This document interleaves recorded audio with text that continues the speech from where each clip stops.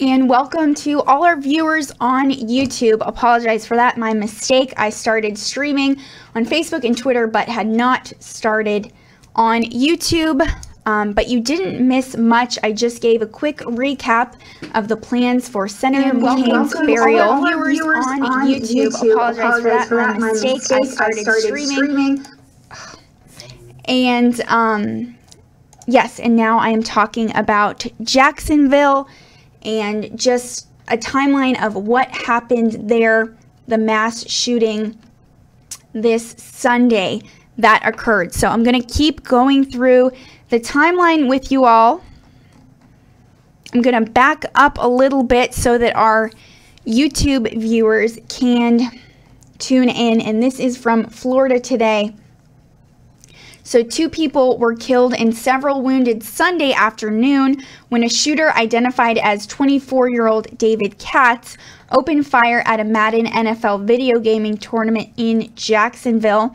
Katz took his own life after the incident, bringing the total to 3 deaths. And here's a timeline of events that unfolded leading up to and after the shooting. So Saturday at 11 a.m., the Madden NFL 19 Classic Qualifier, which is the first in a series of events that would culminate in a main event in Las Vegas in October, kicked off at the GLHF Game Bar in Jacksonville Landing, which is an entertainment and shopping complex nestled on the St. Johns River in the heart of the city. And Katz traveled from Baltimore, Maryland to compete in the tournament. And Sunday at 11 a.m., the second day of competition got underway, and the tournament was live and streamed on Twitch, which is a social platform that allows gamers to display their progress in real time while providing audio commentary. And then Sunday at 1:34 p.m., Katz allegedly, after losing the tournament, opened fire and killed 2 gamers. Their gaming names were Spot Me and True Boy. And gunshots and screams could be heard on Twitch live stream as players scrambled to run out of the venue.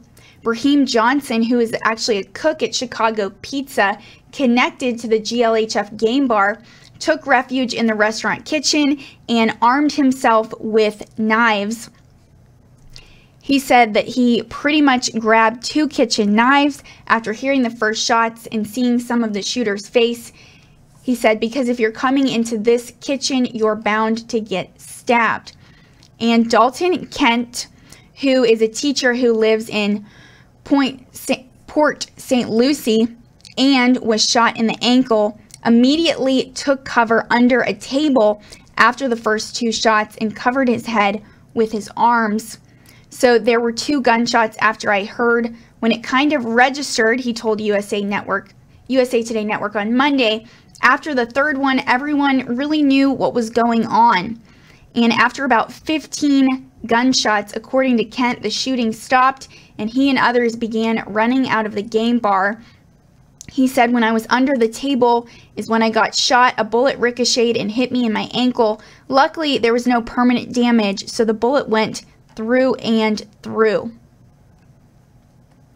And then Sunday at 1:36 p.m., deputies arrived at the scene and began clearing the complex. And Sunday at 2:13 p.m., the Jacksonville Sheriff's Office confirmed the shooting and warned visitors to stay away. And they posted out, mass shooting at the Jacksonville Landing. Stay far away from the area. The area is not safe at this time. Stay away. And Sunday at 2:55 p.m., the Sheriff's Office said via Twitter, we're finding many people hiding in locked areas at the landing. We ask you to stay calm, stay where you're hiding. SWAT is doing a methodical search inside the landing. We will get to you. Please don't come running out. And Sunday at 4:28 p.m., a tournament player known by his Twitter handle as G-Tech reported that he was shot twice in the lower body. He tweeted out, I'm good, got hit twice, lower body, one went through, the other was lodged. And then Sunday at 4:30 p.m., the University of Florida's Health Science Center, Jacksonville, located about 2.5 miles from the scene of the shooting, confirmed that 6 patients were transported to its facility. Sunday evening, the police confirmed 2 deaths and released their names: Taylor Robertson, 27, of Ballard, West Virginia, and Eli Clayton, 22, of Woodward Hills, California. And Sunday night into Monday morning, ATF and FBI agents searched a townhouse in Baltimore that is connected to Katz. Now, it was released that Katz had been previously hospitalized for mental illness. So I'm going to go through some information with you from a Fox article. So the gunman who opened fire on a Madden NFL 19 tournament in Jacksonville, Florida on Sunday was hospitalized previously for mental illness, according to court records. Divorce filings from the parents of 24-year-old Katz of Baltimore showed that as a teenager he was hospitalized twice in psychiatric facilities and was prescribed antipsychotic and antidepressant medications, according to the Associated Press.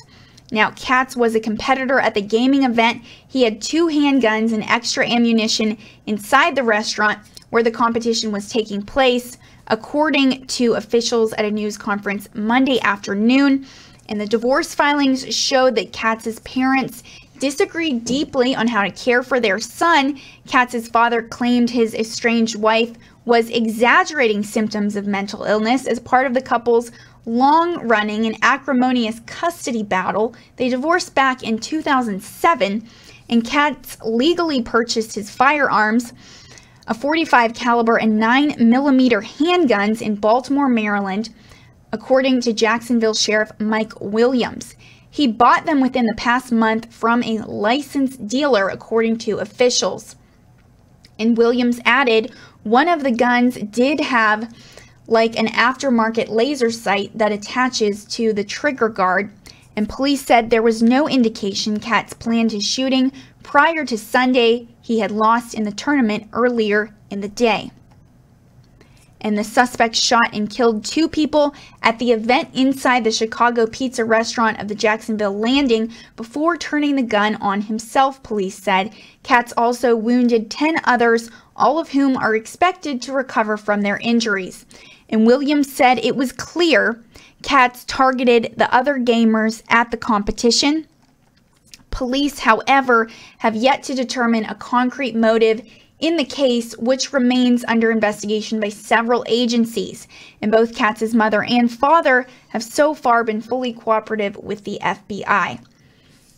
So Eli Clayton, 22, of California, and Taylor Robertson, 27, of West Virginia, were identified by Electronic Arts, the company which develops Maddens, as the victims who were fatally shot on Sunday. And the statement from EA read, their deaths are an inconceivable tragedy, and we offer our deepest sympathies to their families, to those injuries, and to everyone affected by this.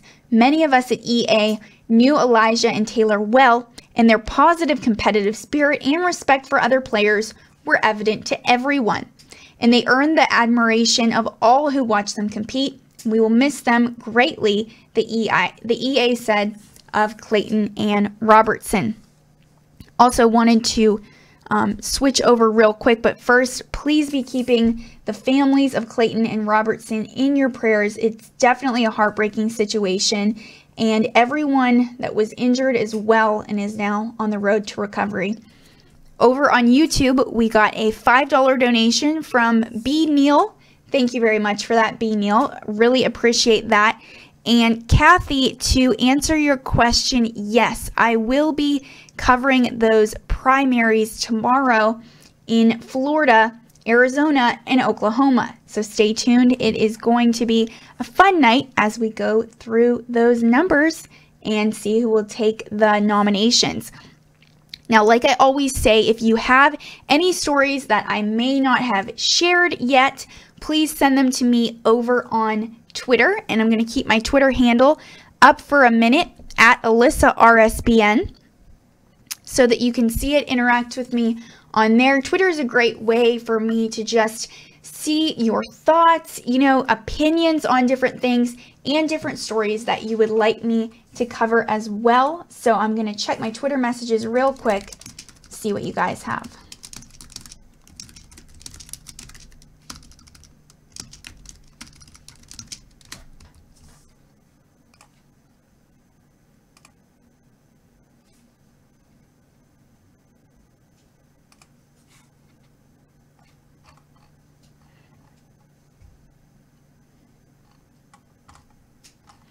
And over on YouTube, just got another $2 donation from Moonman Huckabee Sanders. Thank you so much for that.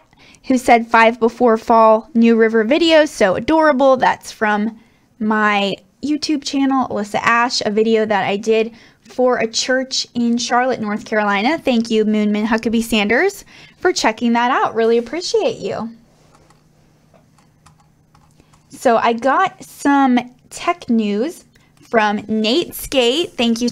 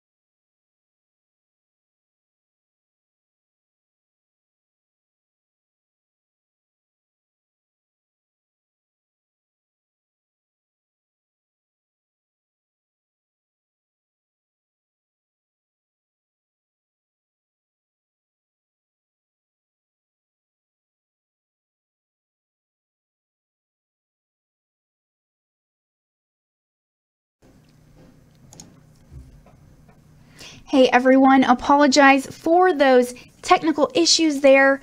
We froze for a second, but we are back. So thank you so much for being patient. Really appreciate each and every single one of you for your patience. And now I'm going to switch over. I have kind of a fun article from Nate Skate. It is a tech article from the Reflector, and I'm going to post it up here so you guys can see it. It was updated just 2 hours ago.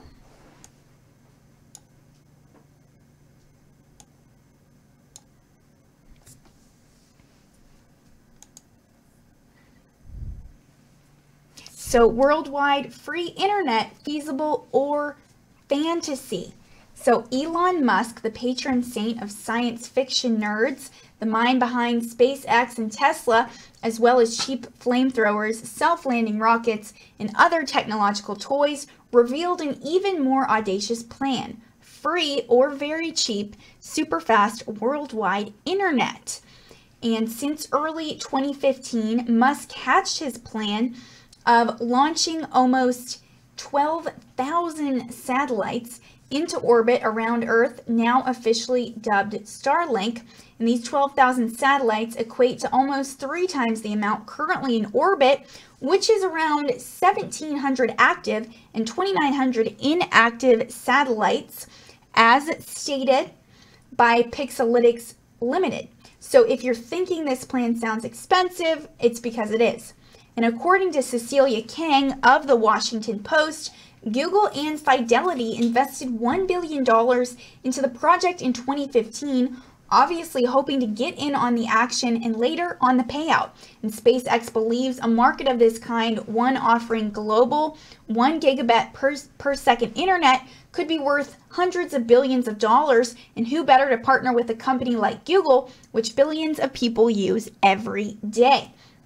So although current high-speed internet connections focus on the use of fiber optics, such as the grids Google is constructing in cities around the U.S., Musk believes wireless connections are the future, and by deploying around 4,500 satellites into high Earth orbit and around 7,500 into low Earth orbit, SpaceX will create a web of connections enveloping the entire planet. And this means someone sitting in a Starbucks in New York City would have the same high-speed connection as a person living in a one-story brick hut in rural Zambia. So the way to access it, of course, will be dependent on SpaceX. Now, according to Dan Mosher of Business Insider, SpaceX's Vice President of Satellite Government Affairs, Patricia Cooper, SpaceX will construct laptop-like devices which will cost between $100 and $300 and will be capable of accessing the satellite web, which in turn will enable seamless network management and continuity of service. So Musk is a philanthropist, no doubt about it, but he's also a businessman and he has to fund his project somehow. So by restricting access to SpaceX network to only devices produced by his company, Musk both creates and corners a market in one fell swoop.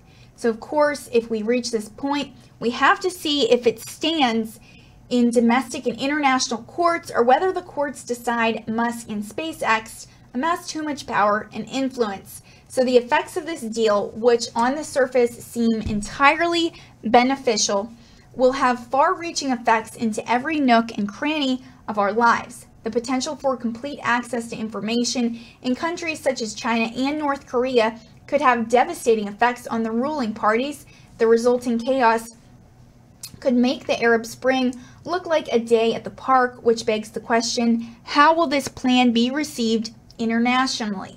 Now, although Musk has dealt with the FCC for approval to launch his satellites, there was very little discussion otherwise concerning the socio-political effects of his plan. And even though the Soviet bloc dissolved almost 30 years ago, it's not hard to see we're still constantly at odds with Russia and their allies. How do you think they would feel about an American company putting 12,000 new satellites into space, regardless of the purpose?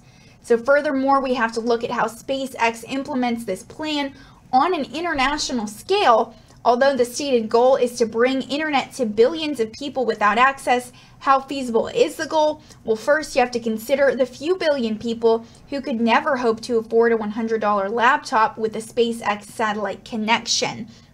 And for the other remaining billion not connected to the internet, there's a very good reason for it. Their government purposely controls their access to information in order to maintain their vice-like grip on the minds of their population. And the flood of information Musk is proposing is not just revolutionary, but to them, it's downright dangerous. For example, take the one-party Chinese government, headed by Jinping, does not allow access to a number of websites, including Google and Facebook. For Musk's plan to be implemented there, it would have to undergo a slew of new regulations and restrictions, and this holds true for a number of other countries as well, such as North Korea or Libya, where failed media blackout only ignited further tensions. So according to Bloomberg News, in association with the Washington Post, Musk's plan is bold, but still economically feasible. If he gets the investors, he can put those satellites into space and make information barriers a thing of the past. And the question the author can't seem to answer is how it will play out on the international scale. Implementation will go smoothly in the US, Canada, and Western Europe, where SpaceX will conform to their respective internet regulatory bodies. But what about East Asia, North Africa, and Russia, where the internet blockade is not necessarily due to economics? We will have to wait and see. Thank you, Nate Skate, for sending that interesting article. Really appreciate that, and we'll have to stay tuned.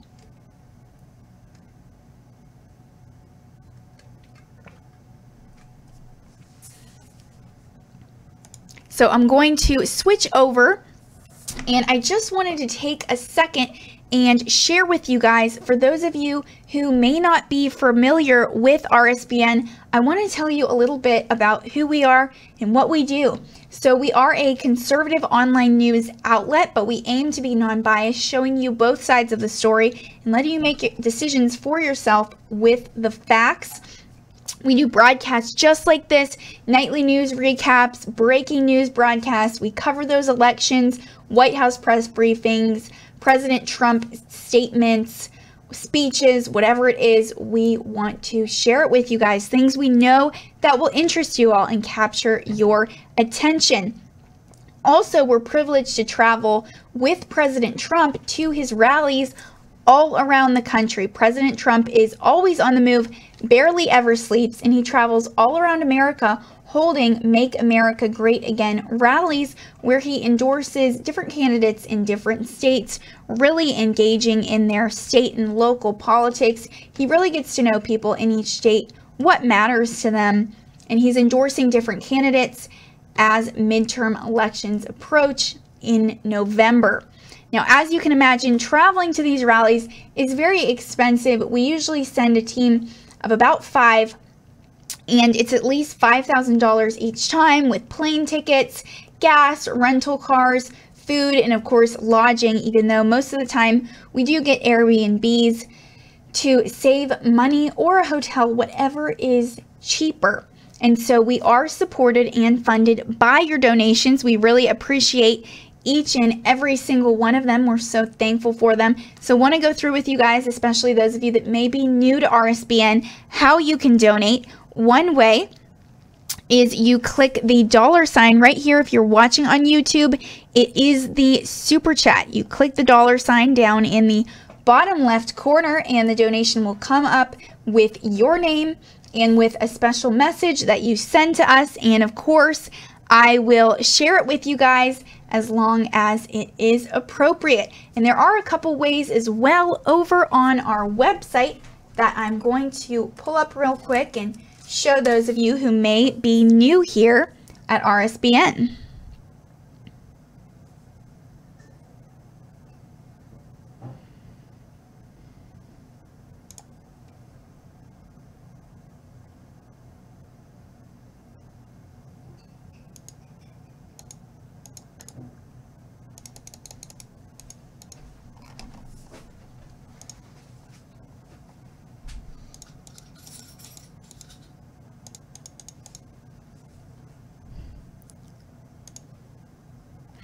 Okay, so I wanted to share with you guys real quick on our website different ways you can donate. You see this red bar up at the top, and you click donate.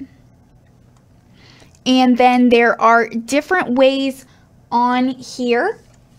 You can click the first one, the PayPal link. Now, PayPal is great because we actually get to keep 90% of this, whereas on YouTube, we just get to keep 70% of our donation, and YouTube keeps the other 30. So with PayPal, all you do is enter the amount here, and if you are donating with a debit or credit card, you can enter your information. If you don't have a PayPal account, if you do have a PayPal account, of course, you can just log in right here. And another way that you can donate is through Patreon. Now, Patreon is really fun if you feel, more invested with RSBN. You really like what you're seeing here and you want to see more of it. You can actually become a monthly donor or a patron.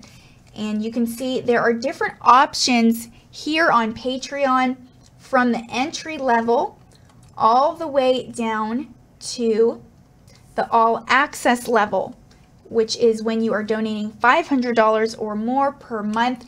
And you also get a little something in return as well. We send you fun gifts, RSBN swag, just so you can remember us throughout the day and remember to watch us.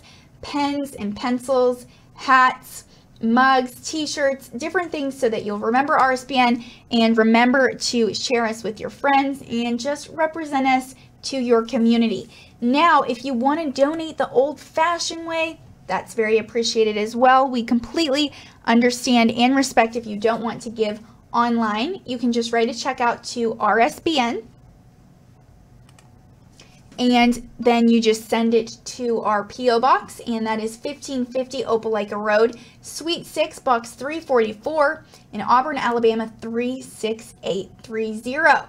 So it's a super easy way to donate. If you would like to donate to the Tom O'Neill Way, feel free to do that. And thank you everyone that has donated in the past, that has supported us and brought us as far as we have come as we continue to grow.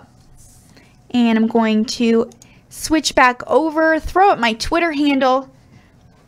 Remember, if you guys have stories you want me to share, maybe different things you want me to investigate, please send them to my Twitter at Alyssa RSBN. And over on YouTube, speaking of donations, we just received a $19.99 donation from Rick Moore. Thank you so much, Rick. Really appreciate you. Super thankful for you and how you constantly support us. Thank you so much.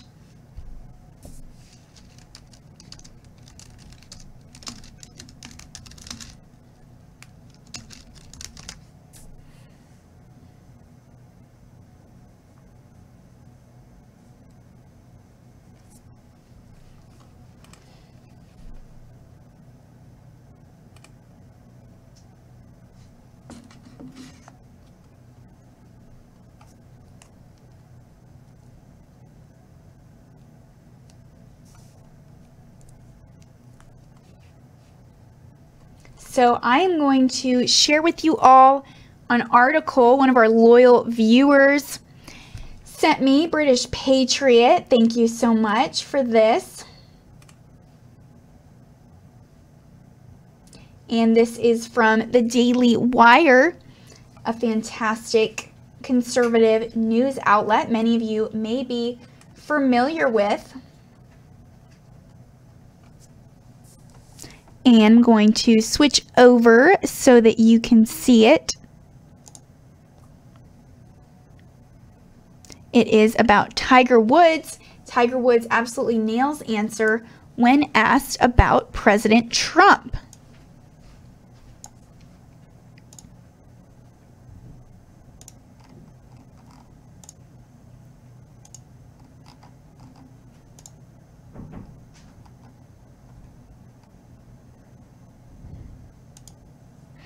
And it looks like over here on YouTube, B. Neal just became a member.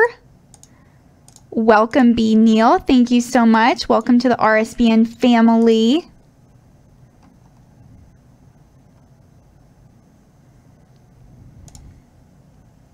And I'm working real quick to fix these graphics for you guys because it's not showing up all the lower thirds. All right, there we go. Now we're good. So I'm going to go through this from the Daily Wire.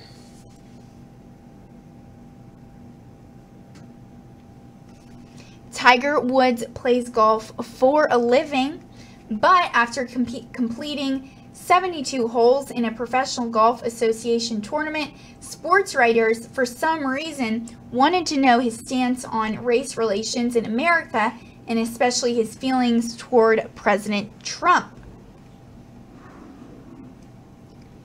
And moderators, if you could help out Rick Bulow over here on YouTube, he wants to know how to become a member of RSBN.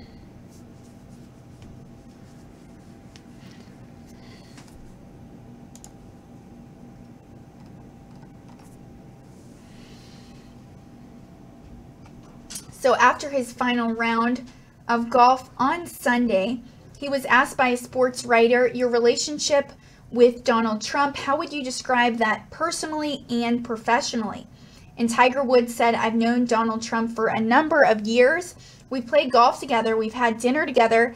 And so, yeah, I've known him pre-presidency and obviously during his presidency. And the writer reportedly from the New York Times followed up and said, at a time, especially 2018, I think a lot of people, especially people of color, immigrants, feel threatened by him, by his policies. He's thrown himself in sports debates in terms of race with LeBron James. with the national anthem? What do you say to people who might find it interesting, I guess, that you have a friendly relationship with him? And Woods' answer was what all of Americans should have said when asked. He said, well, he's the president of the United States and you have to respect the office. And no matter who's in the office, you may dislike the personality or the politics, but we all must respect the office. And over on YouTube, we just received a $50 donation from Ray Chin. Thank you so much, Ray. Really appreciate you, all of your support. It's so great to see you in the chat room, and thank you for being a loyal donor. That's really going to help us get to our next rally in just a couple days in Evansville, Indiana. Thank you so much, Ray. Really appreciate you. So the writer continued on interviewing Tiger Woods. He said, do you have anything to say more broadly about the state? I guess the discourse of race relations. And Tiger Woods said, no, with a slight smile. I just finished 72 holes and I'm really hungry. And the writer says that is how you answer a question about the President of the United States. If you're an athlete or an actor or a musician or a plumber or a welder for that matter, he is the president and that post commands respect. You can disagree with his politics and his policies, even though Woods never endorses anything about Trump, but the office itself must be respected. And Woods has played golf with lots of presidents, including Bill Clinton, George H.W. Bush, and Barack Obama. And he never teed it up with George W. Bush because the 43rd president cut back on golf during his second term. So President Trump joined the fray by posting on Twitter, and you can see his tweet right here from today. The fake news media worked hard to get Tiger Woods to say something that he didn't want to say. Tiger wouldn't play the game. He's very smart. More importantly, he is playing great golf again. Thank you so much, British Patriot, for that fun story. Really appreciate that. And it is always, always good to see some positive news, especially with all the negativity that's always coming through. Really good to see positive news.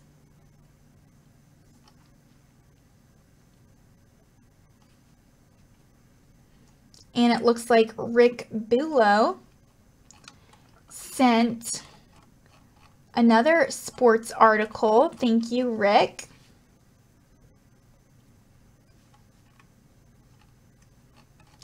And this one is pretty quick. I will pull it over so you can see it.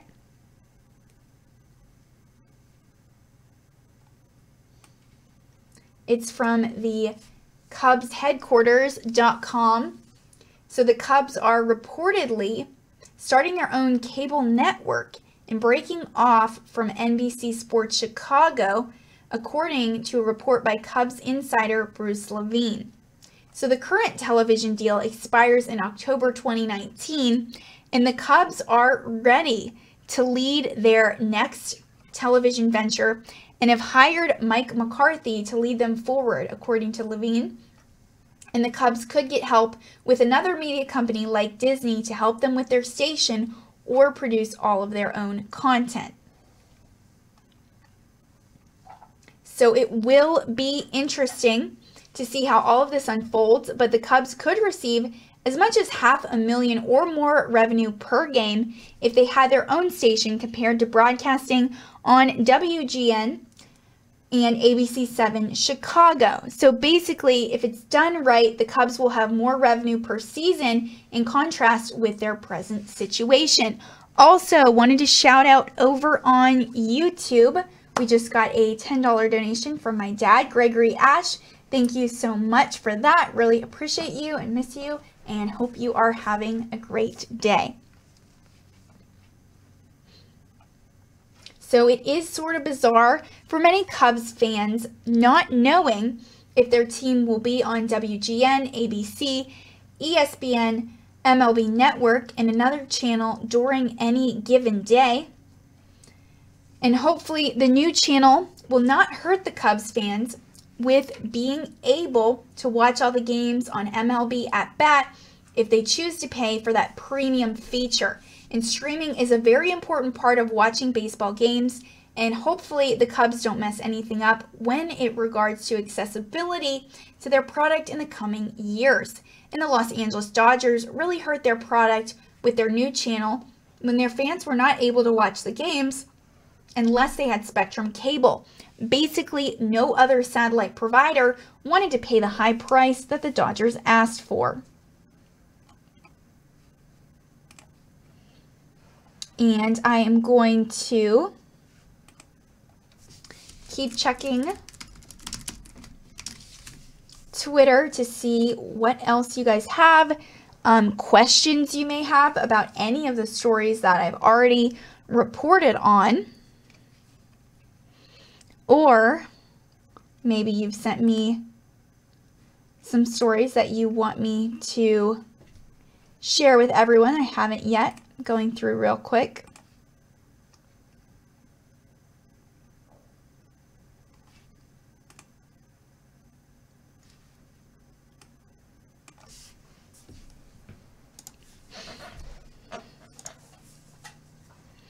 And going to switch over from sports. In case you missed it today, President Trump talked on the phone with President Nieto of Mexico, and now we were not able to live stream that for you. We did not have access to it, but I did a recap afterwards and went through the whole conversation with you guys. So I also found kind of a different take from Reuters News. Now, on Reuters, they are calling it NAFTA deal, but President Trump said that it is now the United States-Mexico trade agreement, and he even called this name elegant. Also, wanted to shout out over on YouTube, we got a $1 donation from CNN. Thank you, CNN, for that. So, an article from Reuters, the United States and Mexico agreed on Monday to overhaul the North American Free Trade Agreement, putting pressure on Canada to agree to new terms on auto trade and dispute settlement rules to remain part of the three-nation pact. Now, auto stocks soared and the S&P 500 and the NASDAQ rallied to record highs on the expectation that Canada would sign on to the deal and ease the economic uncertainty. So deals of gains and concessions in the deal were only starting to emerge today. And President Trump said he could still put tariffs on Canadian-made cars if Canada did not join its neighbors, and warned he expected concessions on Canada's dairy protections.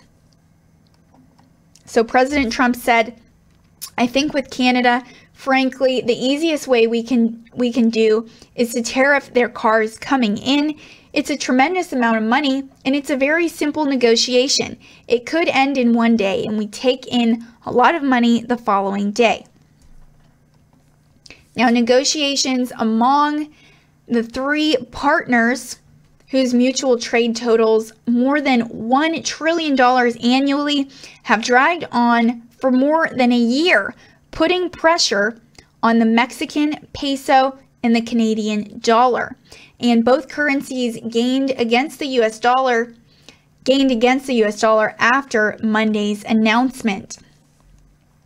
So the political stakes are high for all three countries. President Trump and Republicans in the US Congress up for re-election in November want to ensure farmers and other voters whose jobs depend on trade with Canada and Mexico that the deal is sealed. And Mexican President Enrique Peña Nieto wants to sign the agreement before leaving office at the end of November. And Canadian Prime Minister Justin Trudeau faces a national election expected by October 2019. Now, Canadian Foreign Minister Chrystia Freeland is expected to travel to Washington for talks on Tuesday. Her spokesman said Canada would only sign a new agreement that is good for the country. And President Trump spoke with Trudeau on Monday, and his economic advisor, Larry Kudlow, told reporters, and the deal with Mexico should serve as a reset for talks with Canada, according to Kudlow. So officials said they hope Canada will agree to the terms by Friday, when the White House plans to notify Congress formally that President Trump will sign the deal in 90 days and Congress has to approve it. So a senior trade official told Reuters in an interview there are still issues with Canada, but I think they could be resolved very quickly. And if talks with Canada are not wrapped up by the end of this week, President Trump plans to notify Congress that he's reached a deal with Mexico, but would be open to Canada joining, according to U.S. Representative Robert Lighthizer. So some Republicans in the U.S. Congress called the deal a positive step, but said Canada must be part of the new pact. And Trudeau spoke to Peña Nieto on Sunday and shared their commitment to reaching a successful conclusion for NAFTA for all three parties. And Mexican Foreign Minister Luis Videgaray told a news conference in Washington that if Canada and the United States do not reach an agreement on NAFTA, we already know there will still be a deal between Mexico and the United States. So there are also some new auto rules in place. The Mexico-U.S. discussions focused on crafting new rules for the automotive industry, which President Trump has put at the heart of his drive to rework a pact he has repeatedly described as a disaster for American workers. And Matt Blunt, president of the American Automotive Policy Council, which represents General Motors, Ford, and Fiat Chrysler, said the group was optimistic about the new deal, though it's still reviewing the details. And the deal would require 75% of auto content to be made in the NAFTA region, up from the current level of 62.5%, according to a U.S. trade official. Now, a fact sheet describing the bilateral agreement specified the content would be made in the United States and Mexico. So that requirement could shift some auto parts manufacturing to Mexico from China, according to a White House official.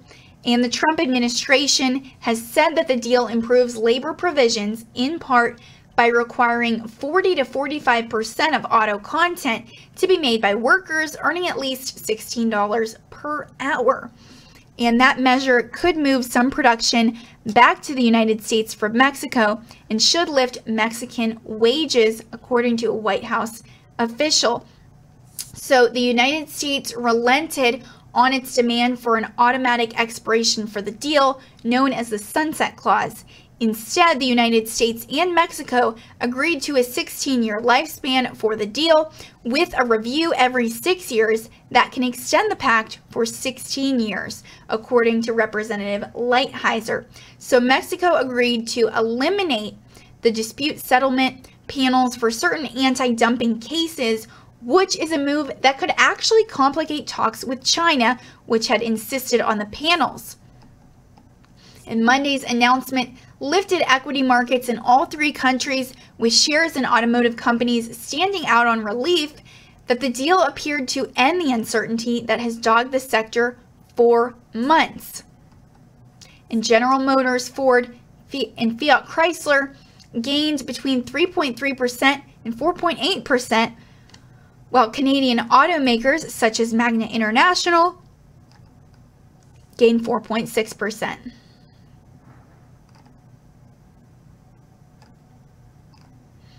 Now, Canada is saying that they will continue to work for the new NAFTA deal. So Canada is encouraged by the continued optimism shown by its NAFTA partners and will continue to negotiate for a deal, but will only sign a new agreement that's good for Canada, according to Foreign Minister Chrystia Freeland. She said progress between Mexico and the United States is a necessary requirement for any renewed NAFTA agreement. We are in regular contact with our negotiating partners, and we will continue to work toward a modernized NAFTA. We will only sign a new NAFTA that is good for Canada and good for the middle class. Canada's signature is required.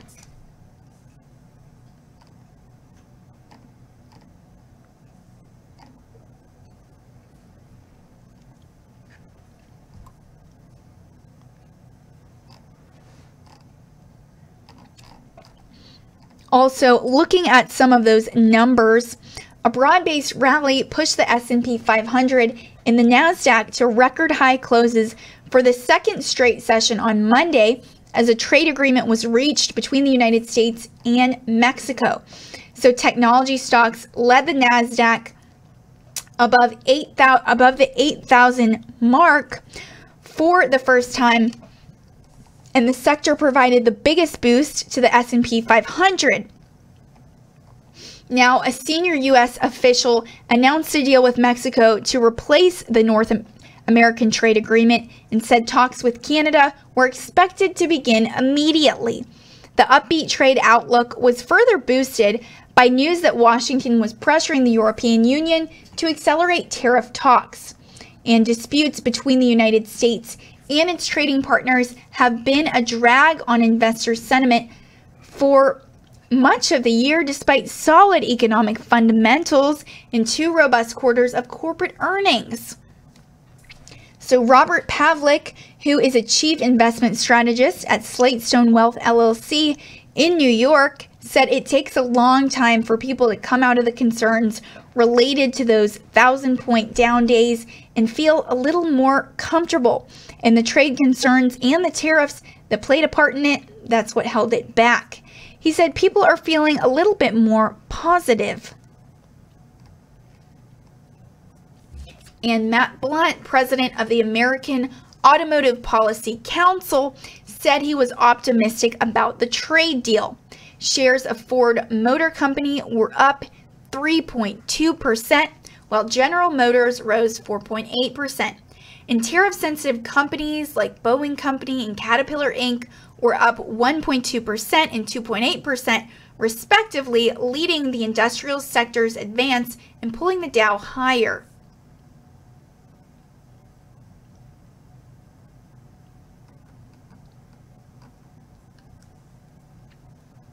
And the Mexico-focused iShares MSCI Mexico ETF was up 2.1%.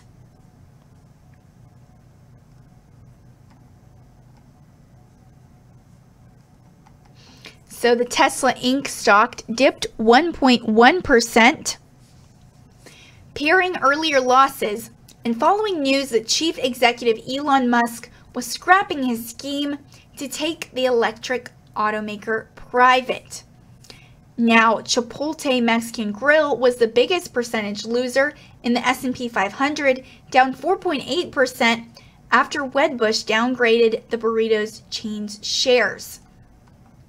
And luxury retailer Tiffany & Co. ended the session down 1.3% ahead of its second quarter earnings report expected early on Tuesday.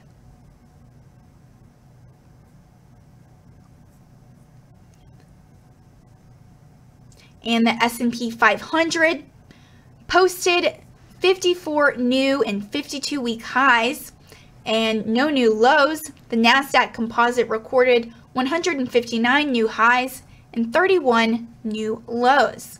And volume on the U.S. exchanges was 6.19 billion shares compared with the 6.27 billion average over the last 20 trading days. And the bulk of the payments, 3.6 billion, would be made to soybean farmers. That amounts to 1.65 billion per bushel, multiplied by 50% of expected production, Undersecretary of Farm Production and Conservation Bill Northey said on a conference call. And China has traditionally bought about 60% of U.S. soybean exports, but it has been largely out of the market since implementing tariffs on U.S. imports in retaliation for the Trump administration's tariffs on Chinese goods. And Agricultural Secretary Sonny Perdue said an announcement about further payments will be made in the coming months if warranted. And the aid package, announced at $12 billion in July, will also include payments for sorghum of 86 cents per bushel, multiplied by 50% of production, 1 cent per bushel of corn, 14 cents per bushel of wheat, and 6 cents per pound of cotton. And payments for hog farmers will be $8 per pig, multiplied by 50% of August 1st production, while dairy farmers will receive 12 cents per hundredweight of production, according to Northry. So sign up for the program will begin on September 4th to coincide with the 2018 harvest and end in January. And farmers will need to present production evidence to collect payments, and payments are capped at $125,000 per person.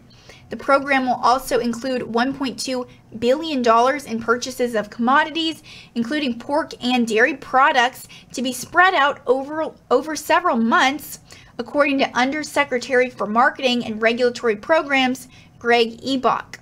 And he said the specific commodities to be purchased are those that have been impacted by the unfair tariffs and have been imposed by other nations. And the program will also include $20 million for trade promotion programs to develop new markets.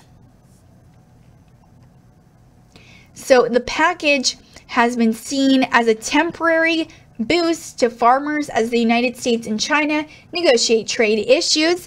It has divided Republicans, some of whom favor free trade and were troubled by what they viewed as kind of the welfare programs their party has traditionally opposed. And it has also faced skepticism from some farmers, a key Trump constituency. So Doug Schroeder, the Illinois soybean growers vice chairman, said in a statement after the announcement, short-term aid does not create long-term market stability. Producers need trade, not aid. And I'm going to switch over to Twitter. Looks like I got a couple messages from you guys.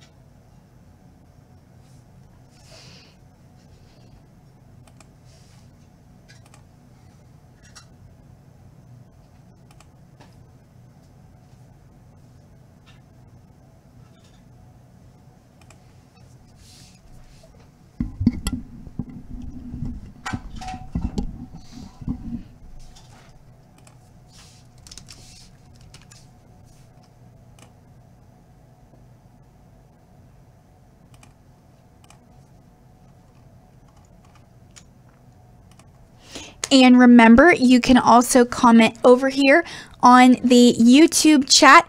And I wanted to give some shout outs real quick just to some people that are in the YouTube chat. And then I'm going to check Facebook as well. Don't want to leave you guys out. So some regular members over on the YouTube chat. We have the Millers, Dan the Plumber, Zoom, Mark Hannibal.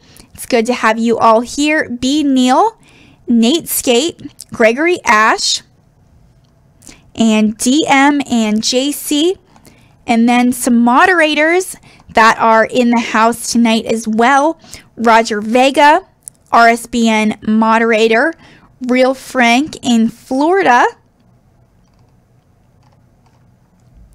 And let's see, I don't want to miss anyone.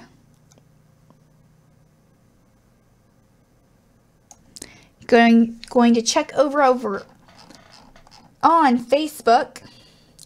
Robert Kennedy is here, Joe Palmiciano, and Steve Nisley, Nimish Sani, one of our regulars over on Facebook, and Emmanuel Arthur Metcalf, Steve Adams, Carl Woodward, Debbie Senti, Osman Hossein,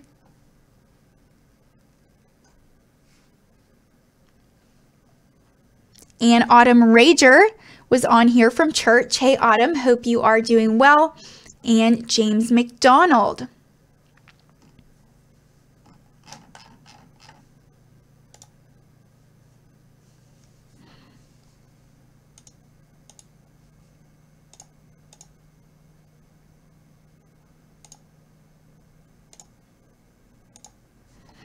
Okay, and switching over, have some more world news.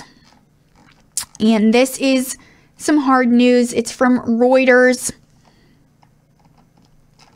But wanted to shout out real quick before we get started on this. Just got a $14.99 donation from Last Cigarette. Thank you so much for that, Last Cigarette. Really appreciate you. Who says your quality is a lot better. Thank you. Appreciate that so much. So over in Germany, German far-right protesters are clashing with leftists after a Chemnitz stabbing. So far-right demonstrators clashed with leftist protesters in the eastern German city of Chemnitz on Monday after an Iraqi and Syrian were arrested over a fatal stabbing that had triggered violent demonstrations. And I want to bring up a picture of the scene.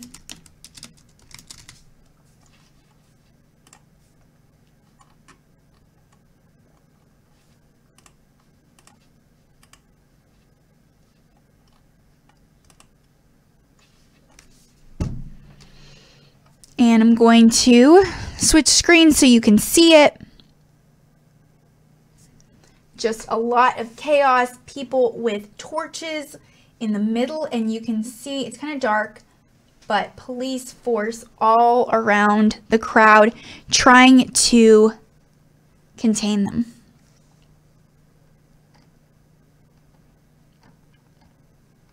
So police said they brought in water cannons after fireworks were thrown from both sides, causing injuries.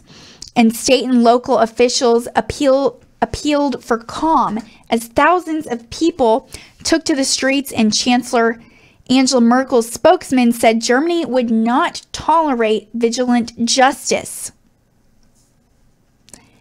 And the unrest reflected a growing schism in German society after Merkel's government allowed about 1 million asylum seekers to enter the country in 2015, triggering a shift to the right in German politics.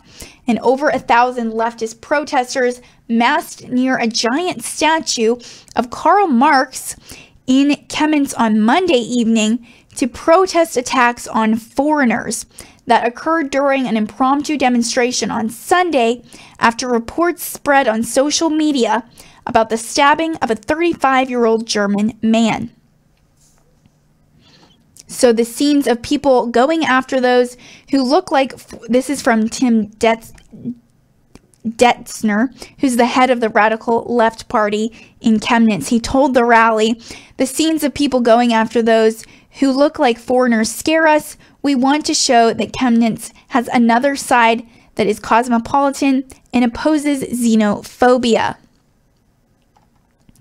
And nearly the same number of demonstrators waving German and Bavarian flags gathered nearby, some breaking through police barriers aimed at keeping the two sides apart. Many chanted, "We are the people," a slogan used by far-right supporters. So the police in Saxony, the eastern state where Chemnitz lies, said on Twitter that the demonstration had ended and they were accompanying participants to the train station.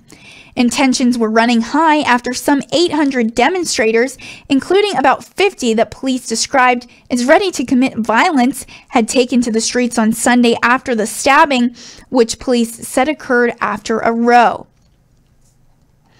And local prosecutors said they had arrested two suspects, a 22-year-old Syrian man and a 21-year-old Iraqi man. So television news channels broadcast amateur footage of skinheads chasing a man through the streets at Sunday's protest. Police said they were still investigating reports of an injury filed by Syrian, Afghan, and Bulgarian people, and at least 4 demonstrators had been charged. And Merkel's spokesman Stefan Seibert told a regular news briefing, "We don't tolerate such unlawful assemblies and the hounding of people who look different or have different origins and attempts to spread hatred on the streets. That has no place in our cities, and we as the German government condemn it in the strongest terms. Our basic message for Chemnitz and beyond is that there is no place in Germany for vigilant justice, for groups that want to spread hatred on the streets, for intolerance, and for extremism." And Roland Wöhler, who's the interior minister of the state of Saxony, which includes Chemnitz, said authorities would not allow anarchists to run rampant. He warned against misinformation and lies circulating in social media. And the arrival of huge numbers of migrants from the Middle East 3 years ago has fueled support for far-right groups such as Pegida and the Alternative for Germany, the AfD, now the main opposition party in parliament. And tweeting about Sunday's incident, AfD politician Markus Frohnmayer said if the state is no longer to protect citizens, then people take to the streets and protect themselves. It's as simple as that.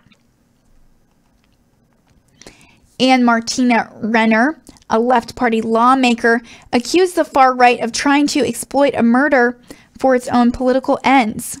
She tweeted, "A terrible murder, the background to which is still unclear, is being instrumentalized in the most repugnant way for racist riots in Chemnitz." And the violence in Chemnitz is likely to put further pressure on Merkel's conservatives, who last week faced accusations of ignoring the rise of far-right groups in Saxony.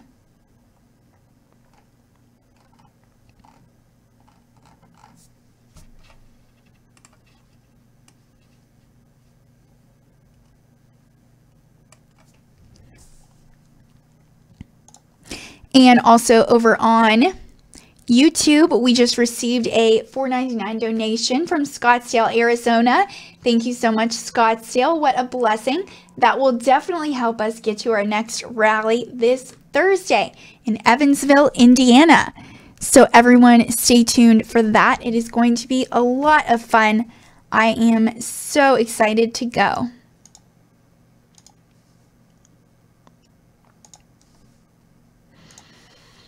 And also, while we are talking about world news, Iran and Syria are actually signing a deal. They actually already did sign a deal for military cooperation. So Iran and Syria signed a deal for military cooperation in a meeting between the defense ministers of the two countries in Damascus, according to the Tasnim news agency. And this is from Reuters as well. So Iranian Defense Minister Amir Hatami traveled to Damascus on Sunday for a 2-day visit, meeting Syrian President Bashar al-Assad and senior military officials. Iranian forces have backed Assad in the country's civil war. And Tasnim, the news organization, did not provide any details about the military cooperation deal. However, U.S. National Security Advisor John Bolton said last week that Iran should remove its forces from Syria, and senior Iranian officials have said their military presence in Syria is at the invitation of the Assad government, and they have no immediate plans to withdraw.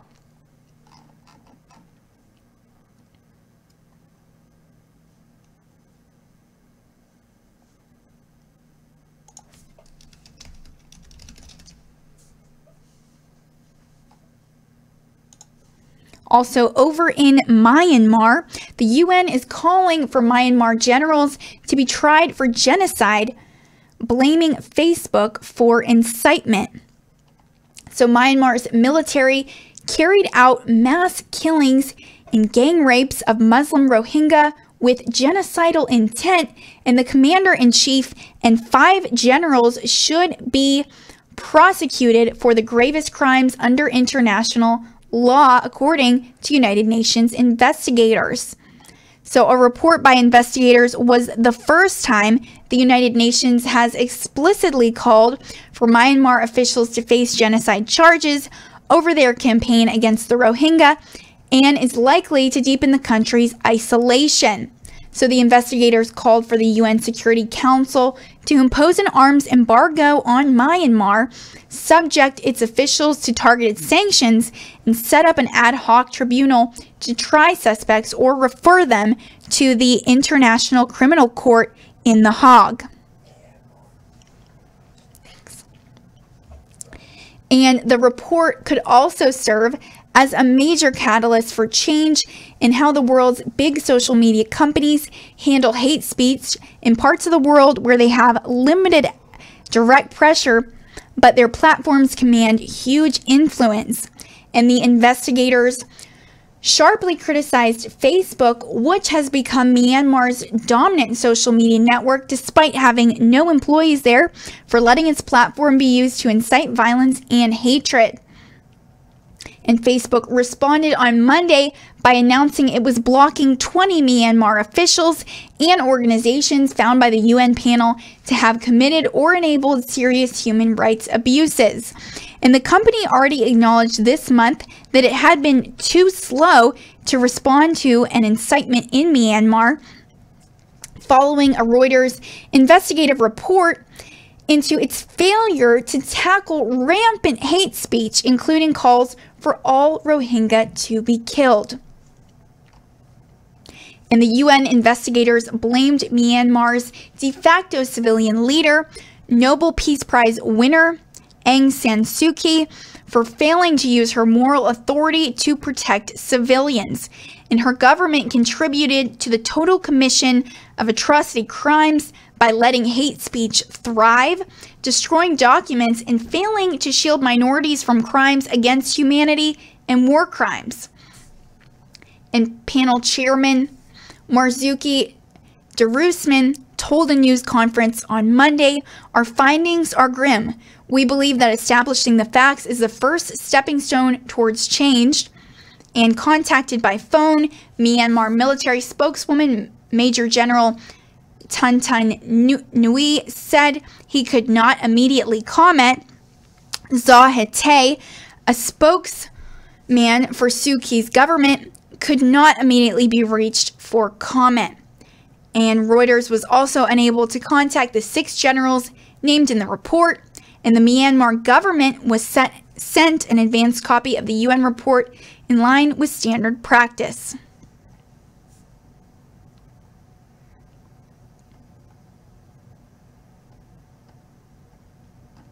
So a year ago, government troops led a brutal crackdown in Myanmar's Rakhine state in response to the attacks by the Arakan Rohingya Salvation Army on 30 Myanmar police posts and a military base. And some 700,000 Rohingya fled the crackdown, and most are now living in refugee camps in neighboring Bangladesh. The UN report said the military action was grossly disproportionate to actual security threats, and the crimes in the Rakhine state and the manner in which they were perpetuated are similar in nature, gravity, and scope to those that have allowed genocidal intent to be established in other contexts. This was according to the UN panel known as the Independent International Fact-Finding Mission on Myanmar. In the United States, which is preparing its own report on the anti-Rohingya campaign, sees the UN findings, adding to growing evidence of widespread human rights abuses by Myanmar forces, according to a State Department spokesman. But the U.S. government will only decide whether to call it genocide or crimes against humanity, in line with the UN's determinations after a thorough review of the available facts and relevant legal analysis, according to the spokesman. So critics have accused Washington of an overly cautious response to the Rohingya crisis, but a U.S. official speaking on condition of anonymity said the UN findings could increase pressure for tougher U.S. action. So Suu Kyi's government has rejected most allegations of atrocities made against the security forces by refugees. It has built transit centers for refugees to return, but UN aid agencies say it is not yet safe for them to do so. The report said Suu Kyi has not used her de facto position as head of government, nor her moral authority to stem or prevent the unfolding events or seek alternative avenues to meet a responsibility to protect the civilian population. In Brussels, the European Union's executive said it would meet this week with the UN panel and discuss further steps. Secretary of State Mike Pompeo will use all of this information at his disposal, including a U.S. report compiled from refugees' accounts, but which has yet to be released, to decide how to advance accountability in Myanmar, according to his spokesman. So Washington this month imposed sanctions on 4 military and police commanders and 2 army units, but the military chief was spared. New sanctions are under consideration for half a dozen others, according to U.S. officials. But the State Department spokesman declined to specify what additional tools the United States would use. The United Nations defines genocide as acts meant to destroy a national, ethnic, racial, or religious group in whole or in part. And such a designation is rare, but has been used in countries including Bosnia, Rwanda, and Sudan. So the investigators documented rapes, sexual slavery, and abductions, including of children, said panel member Radhika Kumaraswamy. And she said the scale, brutality, and systematic nature of rape and violence indicate that they're part of a deliberate strategy to intimidate, terrorize, or punish the civilian population. They're used as a tactic of war. And Darusman said Commander-in-Chief Halang should step down pending investigation. The list of generals also included Brigadier General Ong Ong, commander of the 33rd Light Infantry Division, which oversaw operations in the coastal village of Indin, where 10 Rohingya captive boys and men were killed. And the incident, for which 7 soldiers have since been jailed, was uncovered by 2 Reuters journalists, Wallone, 32, and Kwaso U, 28, who were arrested last December and are being tried on charges of violating Myanmar's Official Secrets Act. And the court had been due to deliver a verdict in their case on Monday, but postponed proceedings until September 3rd. So other generals named in the report included Army Deputy Commander-in-Chief Vice Senior General So Win, the commander of the Bureau of Special Operations 3, Lieutenant General Ong Kwaza, the commander of Western Regional Military Command, Major General Mong So, the commander of the 99th Light Infantry Division, Brigadier General Tan O. And panel member Christopher Sidoidi said the clarity of the chain of command in Myanmar meant the 6 generals must be prosecuted even in the absence of a smoking gun piece of evidence to prove who had ordered the crimes. He said, "We do not have a copy of a direct order that says undertake genocide tomorrow, please, but that is the case almost universally when cases of genocide have gone before the courts," according to Sidoti. So the UN panel, which was set up last year, interviewed 875 victims and witnesses in Bangladesh and other countries and analyzed documents, videos, photographs, and satellite images. And decades of state-sponsored stigmatization against Rohingya had resulted in institutionalized oppression from birth to death. So the Rohingya, who regard themselves as native to Myanmar's Rakhine state, are widely considered as interlopers by the country's Buddhist majority and are denied citizenship. So members of the panel had accused Facebook in March of allowing its platform to be used to incite violence, and the report said the social media company should have acted quicker. Although improved in recent months, Facebook's response has been slow and ineffective. The extent to which Facebook posts and messages have led to real-world discrimination and violence must be independently and thoroughly examined, it said. And in a statement announcing its action on Monday, Facebook said it was removing 18 Facebook accounts, 1 Instagram account, and 52 Facebook pages.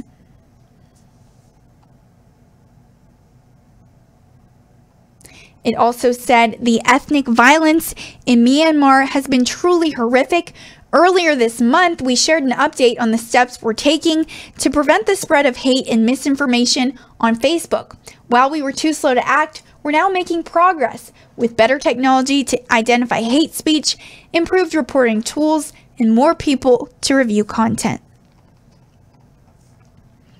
And checking over on Facebook just to make sure you guys don't have any more comments or questions here. And it looks like I got a couple messages on Twitter.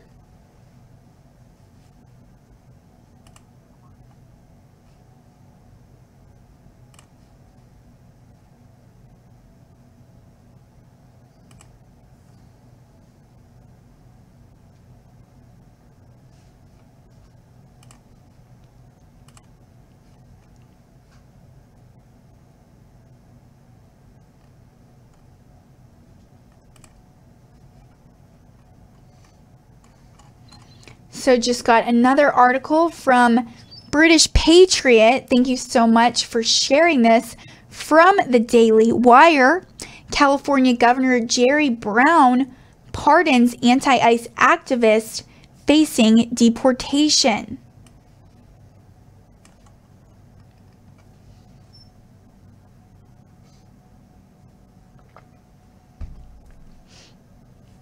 So I'll show you a quick picture of Governor Brown before I get into the article.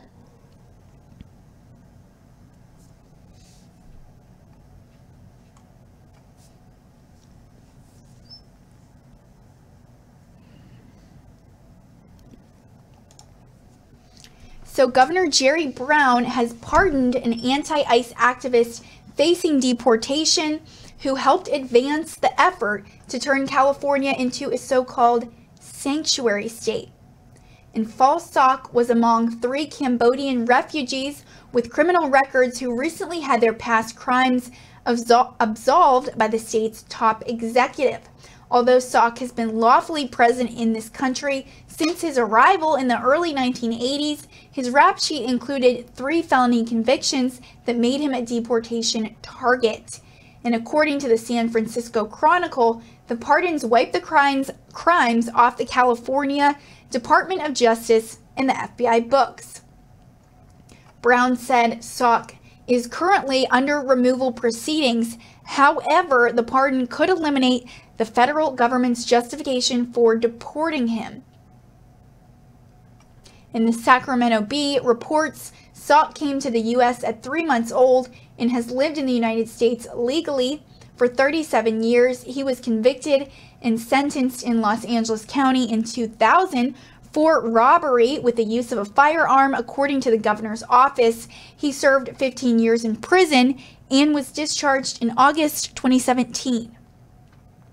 Brown said he works at a nonprofit dedicated to criminal justice reform, adding that those who know Sok describe him as a tireless advocate for immigrants, particularly refugee children and youth, and a true American.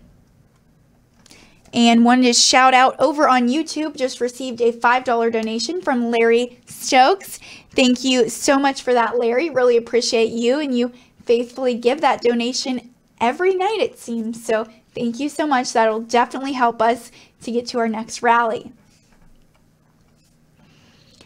So Sok says he was released from an immigration detention facility last year after the community paid his bond, and since then he's become an organizer for the Youth Justice Coalition.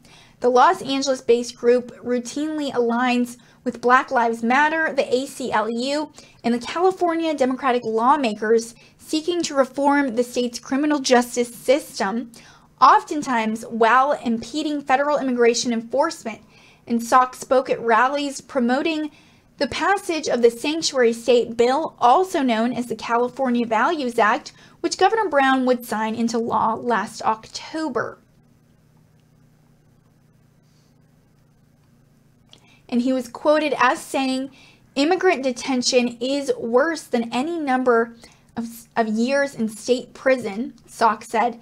"It is not conducive for health. It's not meant for anything but to keep you in a box." And the California Endowment, a health foundation which funds YJC, describes Sok as a leader working to close immigrant prisons who is often speaking his truth at Schools Not Prisons events. And Sok has also helped push policy changes within the Los Angeles Police Department that reduce the agency's role in immigration violations. And Sok said earlier this year, "Our public servants and public dollars should serve the community, not facilitate our deportation." 1 month ago, Sok represented the YJC as a feature panelist in an anti-incarceration discussion titled "Abolish ICE and Beyond, Imagining and Working Towards a World Without Cages." And he reportedly called for ICE abolition movement to coalesce with groups advocating for criminal justice reform, united against all systems of oppression. And Governor Brown has pardoned several immigrants at risk of deportation since President Trump was inaugurated last year. 3 U.S. military veterans who had been deported to Mexico received pardons from Brown in April 2017. Just before Christmas, he also pardoned 2 Cambodian men who faced deportation after being detained during immigration sweeps. Since returning to the governor's office in 2011, Brown has granted 1,186 pardons and commuted 82 sentences. This month alone, Brown issued sentence commutations to 31 inmates, including more than a dozen convicted murderers, and pardoned 36 formerly incarcerated individuals. Brown's office said in a statement, "Those granted pardons all completed their sentences years ago. Pardons are not granted unless they are earned." Thank you so much, British Patriot, for that article. And over on YouTube, Doug M donated $5. Thank you so much. He said, "Hi, Alyssa. So good to see you doing what you do best." Really appreciate you, Doug. Thank you so much. And like I said, I love interacting with you guys here on YouTube, on Facebook, and on Twitter. So if you have any opinions about any of the stories I shared tonight that you would like me to share with everyone, send them to me on Twitter and send me those articles, stories. You want me to search different things you want me to research that I haven't mentioned yet tonight.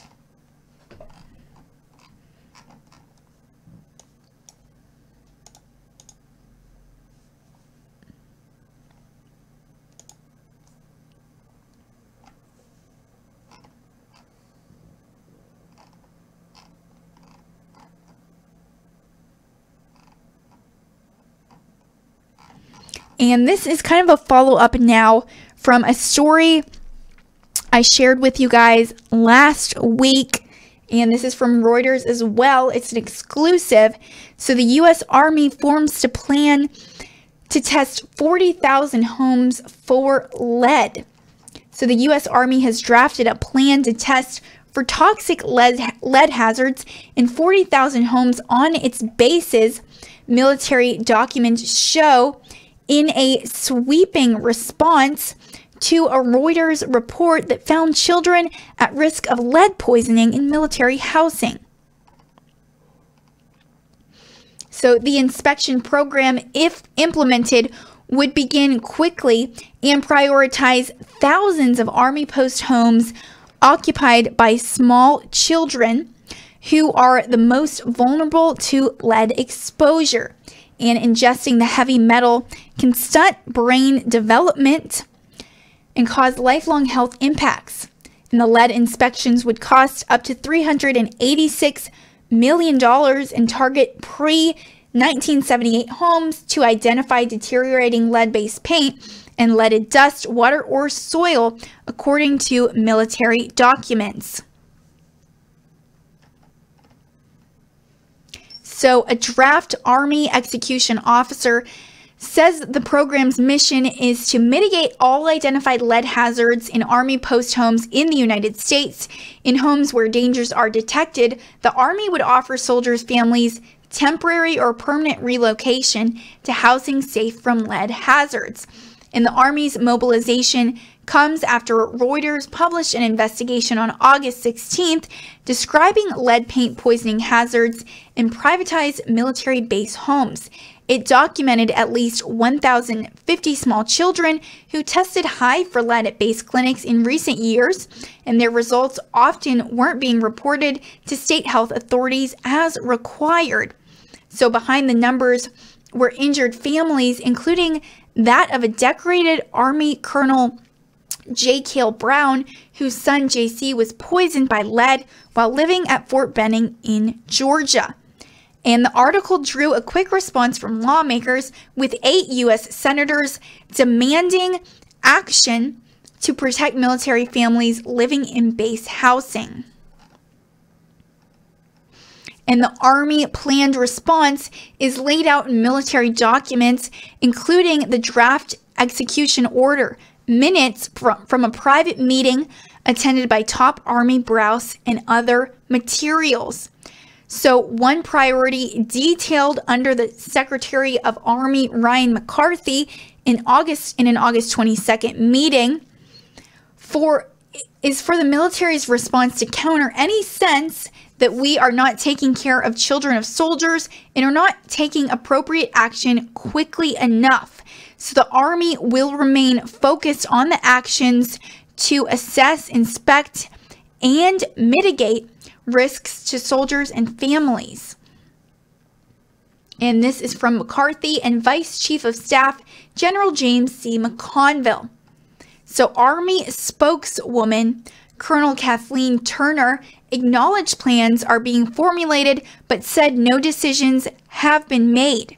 She said, out of an abundance of caution, we're going above and beyond current requirements to ensure the safety of our soldiers and their families who work and live on all of our installations. We're currently evaluating all options to address these concerns. And she said, old lead-based paint becomes a poisoning hazard when it deteriorates, and poor maintenance of military base homes can leave legions at risk. About 30% of service families, including some 100,000 small children, live in U.S. military housing owned and operated by private companies in business with the military. And there are nearly 100,000 homes on U.S. Army bases, and the lead inspections are expected to focus on the approximately 40,000 built before a 1978 U.S. ban on the sale of lead paint. And the plans depart from guidance that appeared on the Army Public Center's website as recently as last week, which discouraged lead-based paint inspections in Army homes. The website has been since updated and omits that language. And under the plans, the documents show the Army would inspect all pre-1978 Army family housing units nationwide, including visual lead-based paint assessments by certified personnel, swipe testing for toxic lead paint dust, and testing of tap water. Some homes will also receive soil testing. This phase alone, described as near-term actions, will cost between $328 million to $386 million, the Army's Installation Services Director estimated. The Army would also temporarily or permanently relocate families when hazards are found. And the documents say if a family or soldier are concerned with potential negative impacts from lead, the U.S. Army will offer them a chance to relocate to a new residence. We must do everything we can to maintain their trust. They'll also be conducting town hall meetings on Army posts to address residents' lead concerns. The Army intends to do so with empathy, the meeting minutes say, and the tone is key and can be just as important as the actions we take. The documents, however, do leave some questions unanswered. They don't say how long it would take to inspect all 40,000 homes, and it's also unclear whether the Army has funds immediately available for the program or would need congressional authorization to set them aside. And the Army would ensure that the private contractors who operate base housing are meeting their obligations to maintain base homes, the documents say, and would require them to show compliance with lead safety standards through independent audits. And the documents do not discuss whether private housing contractors would bear any of the costs of lead inspections or how any repairs would be funded. And in most cases, Army post homes are now majority owned by private real estate companies, and under their 50-year agreements with the Army, corporate landlords operating military housing agreed to control lead, asbestos, mold, and other toxic risks present in some homes, particularly historic ones. And the Army plans come as base commanders and housing contractors face a wave of complaints about potential home lead hazards and a rush of military families seeking lead tests for their children. They definitely need to make sure that their children are safe and don't have to face this anymore. So last week, the hospital at Fort Benning, where Reuters reported that at least 31 small children had tested high for lead exposure in recent years, began offering walk-in lead testing, and some concerned families are being relocated.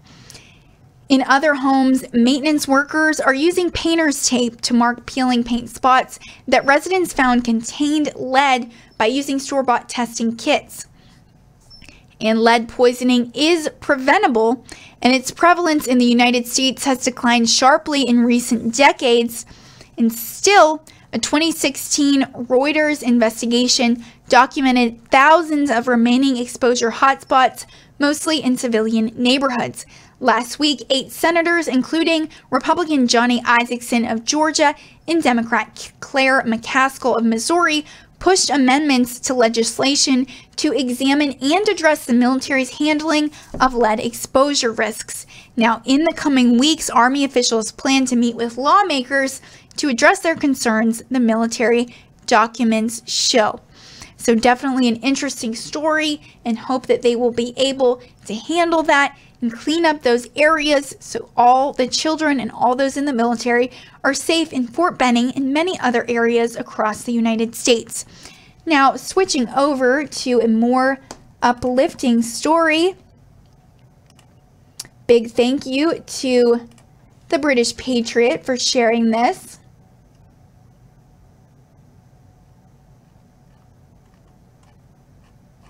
And I will show you guys the picture and video as we go through it. And this is from Fox News.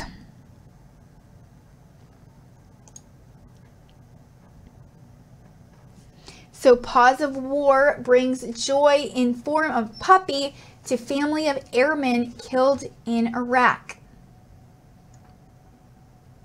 So Calvin, a 4-month-old black Labrador, met his new family, the wife and children of fallen Master Sergeant Christopher Raguso, an Air National Guard airman from Long Island. When Air National Guard airman from New York was deployed to Iraq, he promised to bring home a puppy for his daughters when he returned in June. Sadly, Master Sergeant Christopher Raguso of Long Island was one of 7 men killed in Iraq on March 15th when their helicopter crashed. But on Friday, his Gold Star family welcomed a puppy from an organization that places shelter dogs with veterans and their families. And Carmela Raguso, the wife and mother, said this was a good thing for us. We needed something genuinely happy. When Calvin, a 4-month-old black Labrador, met his new family, they were overjoyed. And she said this was a good thing for us. We needed something genuinely happy. And I'm going to show you guys real quick that video.